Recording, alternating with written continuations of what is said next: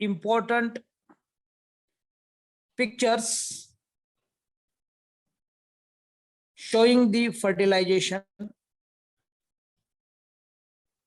What race, यहाँ पर देखिए ये स्पर्म्स है बहुत सारे, और ये ओवरीज यहाँ पे वे दिखाया है, वे ऑफ, जैसे कि हम कोई रोड लाइन्स पे चलते हैं तो हमें गाइडलाइंस के लिए रोड लाइन्स बताती है, आगे स्पीड ब्रेकर है, आगे कर्व है, आगे नेक्स्ट टू दी ब्रिज है।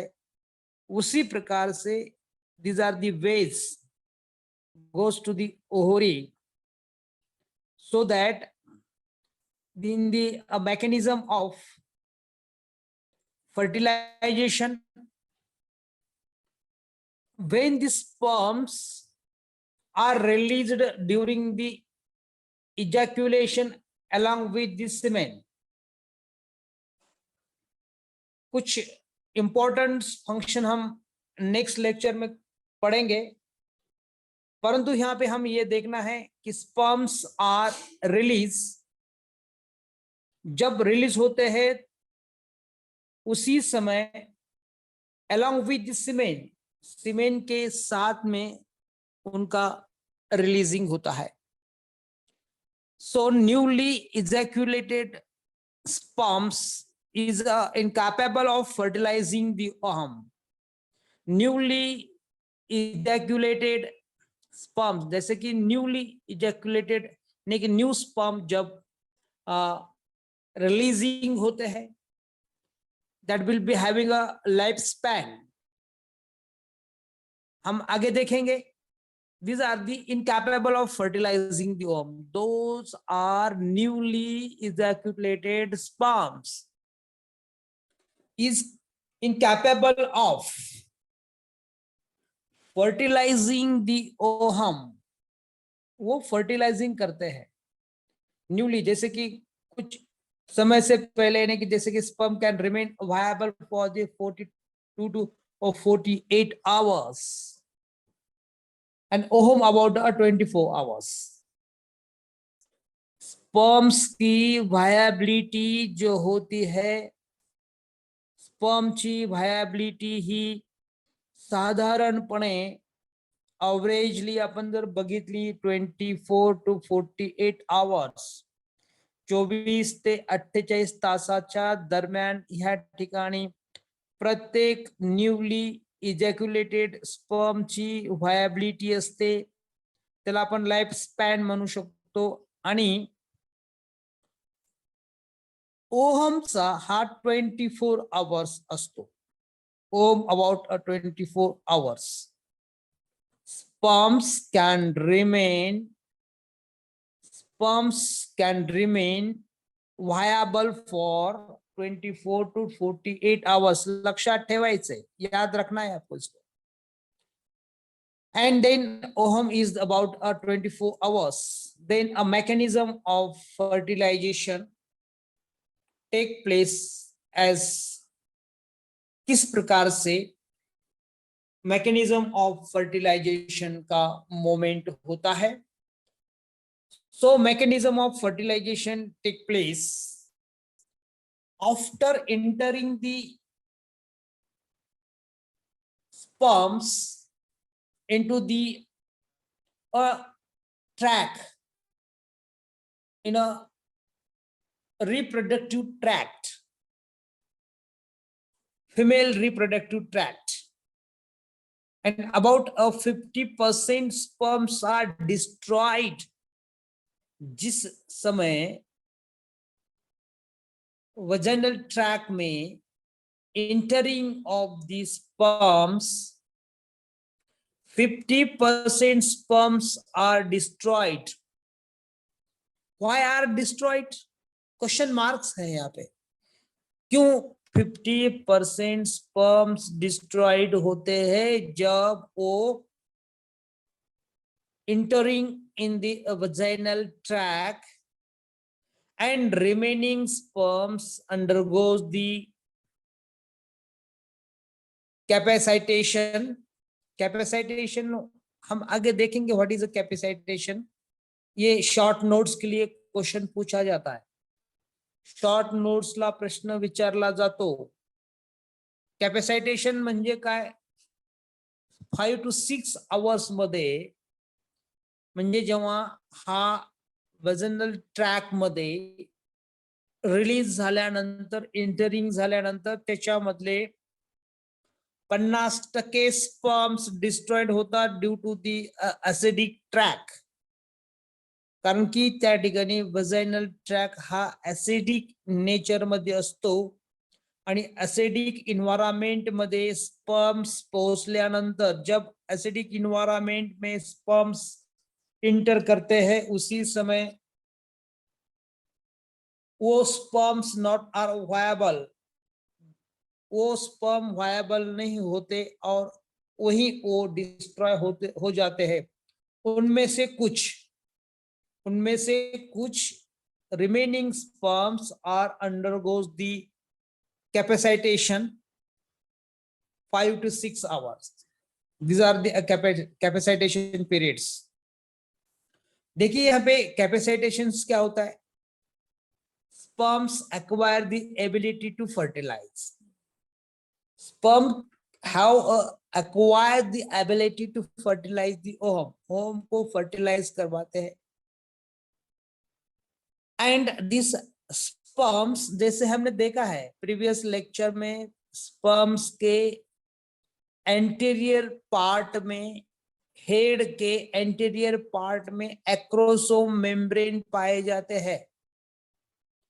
और this acrosome membrane becomes a thin, having the calcium double plus enter the sperms and their tails show the rapid whiplash movements. देखिए यहाँ पे किस प्रकार से होता है. Acrosome membrane becomes a thin, acrosome membrane thin हो जाते हैं, उनमें Ca++ इंटर्स द स्पर्म्स, उनमें स्पर्म्स में ओ पाए जाते हैं, Ca++ enter the sperms and their tails show the rapid whiplash movement. जैसे ही sperms rapid whiplash movement show करवाते हैं, उसी समय प्रोस्टाग्लैंडिन ये जो प्रोटीन्स है, प्रोस्टाग्लैंडिन्स एक्टिव द स्पर्म्स को वो एक्टिव करवाते हैं. प्रोस्टाग्लैंडिन्स एक्टिव द स्पर्म्स को एक्टिव करवाते हैं.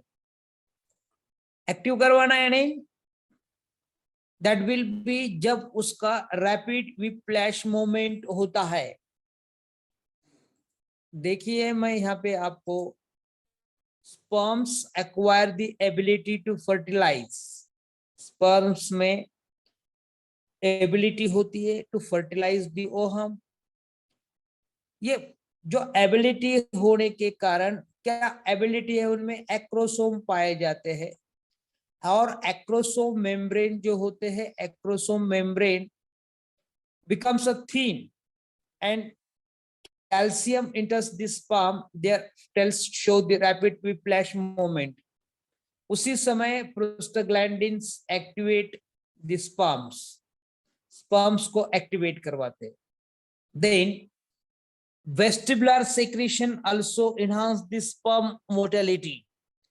फीमेल वजाइनल ट्रैक में वेस्टिबुलर सेक्रेशन पाया जाता है. वेस्टिबुलर सेक्रेशन जैसे कि इन्वायरमेंटल एसिडिक ट्रैक होने के बाद में वेस्टिबुलर सेक्रेशन वहां पे देखने को मिलता है. Vestibular secretions, that is a female secretions, also enhance the sperm motility. तिथं स्पर्मची मोटिलिटी इन्हान्स केली जाते, म्हणजे त्यांना त्याची मोटिलिटी वाढवली जाते. Enhance the sperm motility due to the vestibular सेक्रेशन्स.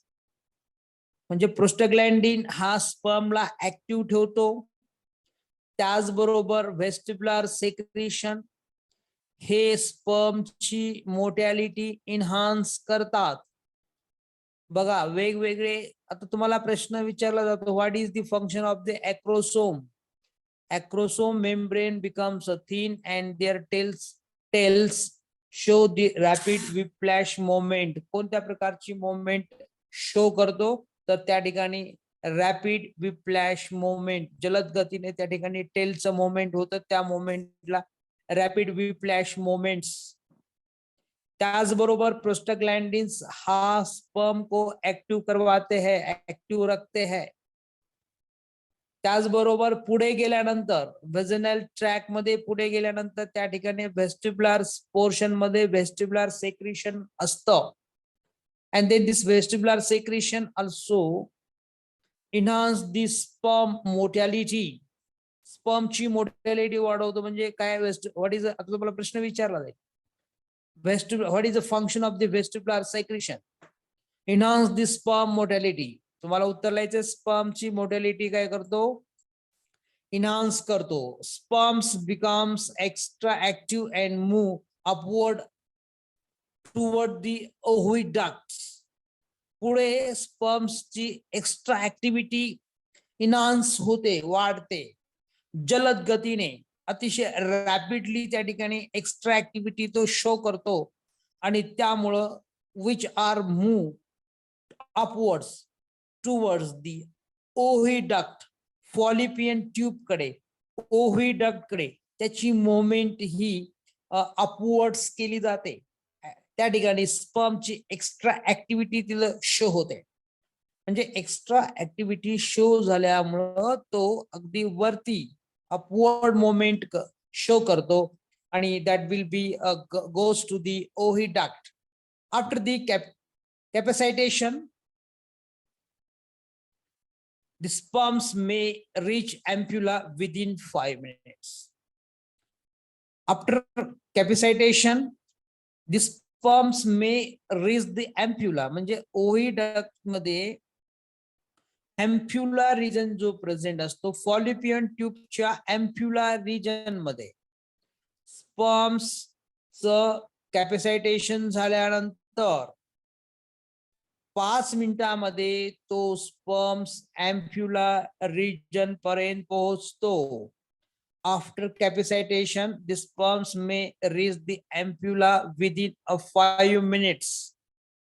This is the process of the capacitation. Capacitation ही जी प्रोसेस आहे, परीक्षेत तुम्हाला विचारली जाते, शॉर्ट नोट्सला विचारली जाते, व्हॉट इज अ कॅपॅसिटेशन. म्हणजे ऍक्च्युअली कॅपॅसिटेशन जी असते ती स्पर्मला काय करणे, कॅपॅसिटी त्याची इन्हान्स करणे. आणि कॅपॅसिटीला इन्हान्स केल्यानंतर त्याची मोमेंट फॉलिपियन ट्यूब कडे होणे, ह्या प्रोसेसला कॅपॅसिटेशन असं म्हटलं जातं. कॅपॅसिटेशन ही जी प्रोसेस आहे, ऍक्च्युअली ह्या प्रोसेस मध्ये 50% स्पर्म्स हे डिस्ट्रॉय होतात. त्याच्यापेक्षा अधिक 50% पेक्षा अधिक स्पर्म्स हे डिस्ट्रॉय होतात. आणि राहिलेल्या स्पर्मच फक्त त्या ठिकाणी कॅपॅसिटेशन होत असतं. रिमेनिंग स्पर्म्स आर अंडरगोज दी कॅपॅसिटेशन. हे कॅपॅसिटेशन हे साधारणपणे 5 to 6 hours मध्ये व्हायला पाहिजे. आणि त्या ठिकाणी पुढे आपण बघू शकतो, या ठिकाणी ह्या डायग्राम्स मध्ये अशा की कॅपॅसिटेशन कशी प्रोसेस होते, तुम्हाला व्हिडिओच्या माध्यमातून सुद्धा मी पुढे दाखवणार आहे. आता दुसरा जो नेक्स्ट पोर्शन त्याचा जो आहे, आता स्पर्म्स जैसे ही फॉलिपियन ट्यूब के एम्प्युला रीजन में जाने के बाद, अब मैं इसको एक्सप्लेन करने के बाद में और आपको बैक लेके जाऊंगा, जैसे आपको डायग्राम में क्लियरली शो होगा. Sperms are attracted toward the egg of their species by the chemotaxis. ये हमने प्लांट्स में भी पढ़ा है, आपने शायद नहीं पढ़ा होगा, लेकिन आपके पॉइंट वहां तक नहीं, शायद वो एक्सप्लेन नहीं हुआ है आपको. केमोटैक्सिस का जो होता है यानी कि sperms are attracted towards the egg of their species by a chemotaxis movement. Many sperms reach the ampulla, but only single sperm fertilizes the ovum. Only one single sperms are fertilized the ovum. Many sperms reach the ampulla. मैंने बताया आपको कि बहुत सारे thousands of the sperms reach to the ampulla, but only a single sperm fertilize the ovum. एक ही sperm ohm को fertilise करवाता है, so that sperms after reaching the ovum comes to allies against it. यानी कि इसका meaning क्या होता है? जब स्पर्म्स ओहम के पास पहुंचने के बाद ohm comes to lies against it. After sperms after reaching the ovum, reaching the ovum comes to lies against it. उसके अगेंस्ट में, अपोजिट में लाइज होता है, सामने आता है.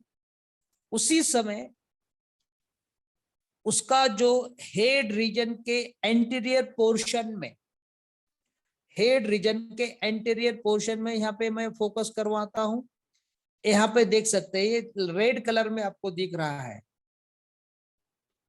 ये जो दिख रहा है रेड कलर में, ये एक्रोसोमल पार्ट है. ये देखिए यहाँ पे एक्रोसोम्स. जैसे ही स्पर्म ओहम के पास पहुंचता है, acrosome releases the lysines.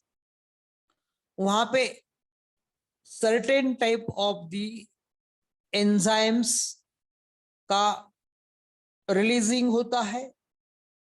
That enzymes is known as the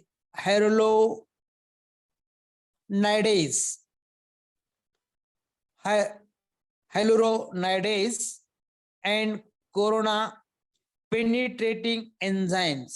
उसे हम दो प्रकार के लाइसिन एंजाइम्स कहा जाता है. One is the hyaluronidase and another one is the corona penetrating enzyme. Corona radiata जो outer covering of the ovum होता है, उसे पेनिट्रेट करने के लिए एक certain type of the enzyme की आवश्यकता होती है, और उस एंजाइम्स को कोरोना पेनिट्रेटिंग एंजाइम्स कहा जाता है. कोरोना पेनिट्रेटिंग एंजाइम्स, आपको इसको फोकस करवाना है. Acrosome releases the lysines. कौन से प्रकार के एंजाइम्स वहां पे रिलीजिंग होते हैं, याद रखना है. hyaluronidase and another one is the corona penetrating enzymes. corona penetrating enzymes, corona radiator को पेनिट्रेट करने के लिए कोरोना पेनिट्रेटिंग एंजाइम्स पाए जाते हैं. This separates and dissolve the cell of corona radiata, and so the sperm's head passes through the zona pellucida of the egg. जैसे ही ये sperms corona penetrating enzymes को रिलीज करवाते हैं, hyaluronidase को release करवाते हैं,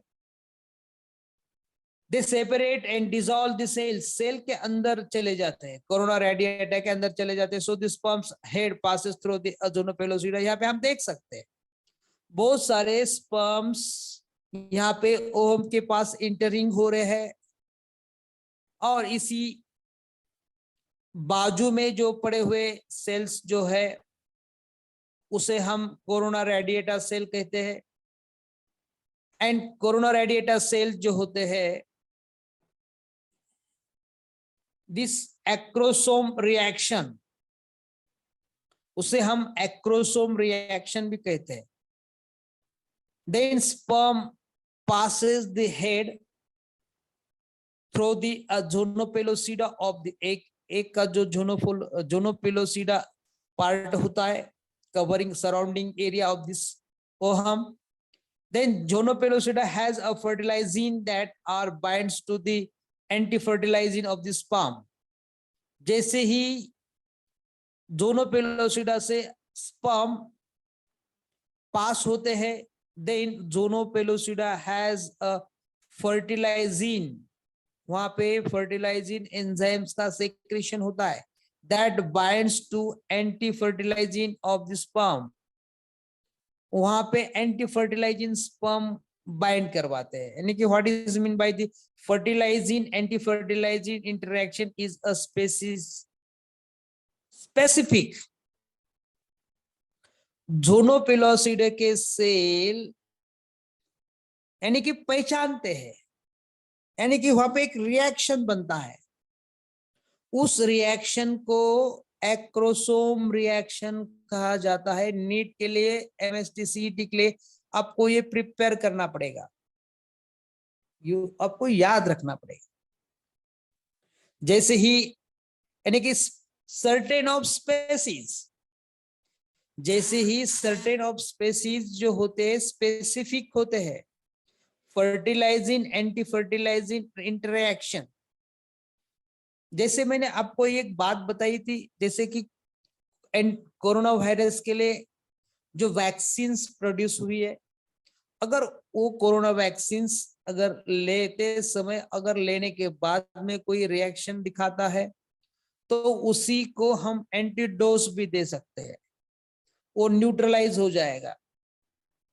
उसी प्रकार से फर्टिलाइजिंग एंटी फर्टिलाइजिंग इंटरेक्शन में जो स्पर्म्स जो होते हैं वो सर्टेन स्पेसीज के स्पेसिफिक पाए जाते हैं. Fertilizing anti fertilizing reaction is also called as the compatibility reaction. उसे कॉम्पैक्टेबिलिटी रिएक्शन भी कहा जाता है. जैसे कि प्लांट्स में भी कॉम्पैक्टेबिलिटी रिएक्शन पाए जाते हैं, उसे हम पोलन पिस्टिल इंटरेक्शन कहा जाता है. अगर आपको इसके बारे में विस्तृत स्वरूप से पढ़ना है तो निश्चित स्वरूप से हमारे वेबसाइट पे जाकर, हमारे यूट्यूब चैनल पर जाकर, RBC online by Dattatreya Raut, ये चैनल पर जाकर आप निश्चित स्वरूप से प्लेलिस्ट में, आज ही मैंने जो सेंड किया है प्लेलिस्ट, अगर आपको समय मिला तो डेफिनेटली आप देख सकते हैं. Reproduction in lower and higher plants में मैंने एक वीडियो मेकिंग किया है. उनमें से 10 वीडियो मैंने बनाया है. उनमें 10 वीडियो में पोलन पिस्टल इंटरेक्शन क्या होती है, और पोलन पिस्टल इंटरेक्शन में जैसे ही सर्टेन टाइप, जैसे कि मैंगो का प्लांट होगा तो मैंगो के ही पोलन ग्रेन वो क्या करेगा, उनमें कॉम्पैक्टेबिलिटी होगी. अगर मैंगो के फ्लावर में मैंगो के ही पोलन ग्रेन आएंगे तो दैट विल बी फर्टिलाइज हो जाएंगे. अदरवाइज वहां पे कॉम्पैक्टेबिलिटी नहीं होगी, इंटरेक्शन नहीं होगा. अगर अदर प्लांट्स के जैसे कि बनाना के फ्लावर्स में बनाना के पोलन ग्रेन वहां पे आके ड्रॉप होते हैं तो वहां पे बनाना और मैंगो का कोई कॉम्बिनेशन नहीं होता है, उससे हम कॉम्पैक्टिबल पोलन ग्रेन्स कहते हैं. जैसे ही यहाँ पर कोई स्पर्म अगर कोई अदर एनिमल्स का होगा, डॉग का या कैट का, फ्यूजन नहीं हो पाएगा. उनमें स्पेसीज अलग अलग है. जैसे ही स्पेसीज अलग अलग है वहां पे स्पेसीज स्पेसिफिक चाहिए, नहीं तो वहां पे फर्टिलाइजेशन नहीं होगा. वहां पे उसे हम इनकम्पैक्टेबिलिटी रिएक्शन कहा जाए. स्पर्म्स या पोलन ग्रेन वहां पे डेड हो जाएंगे लेकिन फर्टिलाइजेशन वहां पर नहीं दिखाई देगा. ये महत्वपूर्ण रिएक्शन में आपको बता रहा हूं कि कॉम्पैक्टेबिलिटी रिएक्शंस क्या होता है. कि कॉम्पैक्टेबिलिटी रिएक्शन मींस ये आपको नीट के लिए महत्वपूर्ण पाया जाता है. ह्या नीटच्या परीक्षेसाठी किंवा MST CETच्या परीक्षेसाठी अत्यंत महत्वाचा भाग आहे. झोनोफिलोसिडा हॅज द फर्टिलायझिन, त्यांच्यामध्ये झोनोफिलोसिडा मध्ये फर्टिलायझिन नावाचा एक केमिकल सबस्टन्सेस आहे, chemotaxis, and that binds to anti fertilizin of the sperm. Sperm मध्ये काय अँटी फर्टिलायझिन असतात. Binds to the anti fertilizin of sperm. Zona pellucida नसतं त्या ठिकाणी झोनोफिलोसिडा त्या स्पर्मला जाऊ देणार नाही. सपोज ह्युमनच्या ओमच्या जवळ त्या ठिकाणी डॉगचे स्पर्म्स जर आले तर त्या ठिकाणी झोनोफिलोसिडा फर्टिलायझिन्स काय करेल की त्या ठिकाणी डॉगच्या स्पर्म सोबत अँटी फर्टिलायझिन सोबत बाइंड्स होतील. त्या ठिकाणी कोणत्या प्रकारची काय इंटरॅक्शन होणार नाही, त्यांच्यामध्ये कुठल्या प्रकारची कॉम्पॅक्टेबिलिटी रिएक्शन्स होणार नाही, म्हणजे ते रेकग्नाइज करणार नाही. झोनोफिलोसिडा काय करतील, चेक पोस्ट आपण सरळ त्याला म्हणूया. झोनोफिलोसिडा हॅज अ चेक पोस्ट, जसं की एक प्रकारचा चेक पोस्ट आहे की तिथं चेकिंग केली जाते. जसं की पाकिस्तानी भारताच्या बॉर्डरवर जर आपण बघितलं तर भारतातला एखादा व्यक्ती पाकिस्तानमध्ये जायचा असेल तर त्याला चेक पोस्टवर त्या ठिकाणी तपासलं जातं. खरोखरच त्या ठिकाणी त्याचे सगळे डॉक्युमेंटेशन व्हेरीफाय केले जातात. सो दॅट अशाच पद्धतीनं स्पर्मचं त्या ठिकाणी काय होतं, zona pellucida has a fertilizin and then that binds to anti fertilizing of sperm. Sperm के पास क्या होता है, एंटी फर्टिलाइजिन होता है. फर्टिलाइजिन एंटी फर्टिलाइजिन इंटरेक्शन, उनमें कुछ इंटरेक्शन होता है, संवाद होता है, उनमें रिएक्शंस होती है. Is a specific of a species, is a species specific, उसे हम क्या कहते हैं, स्पेसीज स्पेसिफिक. मैंने आपको बताया स्पेसीज स्पेसिफिक का मतलब क्या होता है. ह्यूमन की स्पेसीज होगी तो फर्टिलाइजेशन ओम में हो जाएगा. अगर ह्यूमन की स्पेसीज नहीं होगी तो फर्टिलाइजेशन नहीं होगा. Fertilising that binds to the anti-fertilizing of the sperm and fertilizing anti-fertilizing interaction is a species specific. देखिए ये महत्वपूर्ण बात मैं आपको बताना चाहता हूं कि fertilizing anti fertilizing reaction is also called as the compatibility reaction. इसे हम कॉम्पैक्टेबिलिटी रिएक्शन भी कहा जाता है. अगर वो स्पर्म्स यहाँ पे देखिए, ये डायग्राम में हमें दिखाया, ये जो ज़ोनोफिलोसिडा के जो सेल्स है वहां से स्पर्म्स इंटर कर रहे हैं. अगर इनमें अगर रिएक्शन नहीं होता तो स्पर्म्स आगे नहीं बढ़ते, ओहम के पास चले नहीं जाते, ओहम के बाजू में नहीं आते, क्योंकि वहां पे zona pellucida is having a protective covering, having a fertilizin and that binds to the anti fertilizin. अगर उसको स्पेसिफिक होते हैं, स्पेसीज स्पेसिफिक होते हैं, उनमें इंटरैक्शंस होती है, फर्टिलाइजिंग एंटी फर्टिलाइजिंग इंटरैक्शंस, उसे हम एक्रोसोमल रिएक्शन भी कहा जाता है, उसे कॉम्पैक्टेबिलिटी रिएक्शन भी कहा जाता है. देन एक्रोसोम रिएक्शन किस प्रकार से होती है, ये जो acrosome reaction, as the sperm's head touches the zonopellucida, zonopellucida को अगर टच करते हैं, its acrosome releases the acrosine, zonolysine, which acts on the zonopellucida at the point of contact. This causes the egg reaction, a small fertilizing cone or cone of the receptions is formed on the egg membrane. So the sperm's head comes in a contact with this cone and plasma membrane of both cells dissolve at a point of contact. At a point of contact, only sperm nucleus and the centrioles after the enter the egg.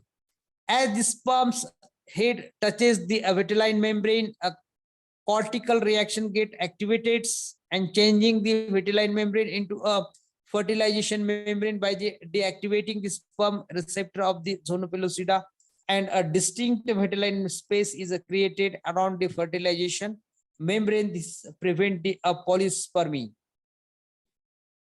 यहाँ पे जो acrosome reaction हो रही है, हम देख सकते हैं यहाँ पे एक्रोसोम रिएक्शंस। ये देखिए यहाँ पे फर्टिलाइजेशन के, यहाँ पे हम देख सकते हैं जब स्पर्म सेल आर टचेस, वहां पे टच करती है,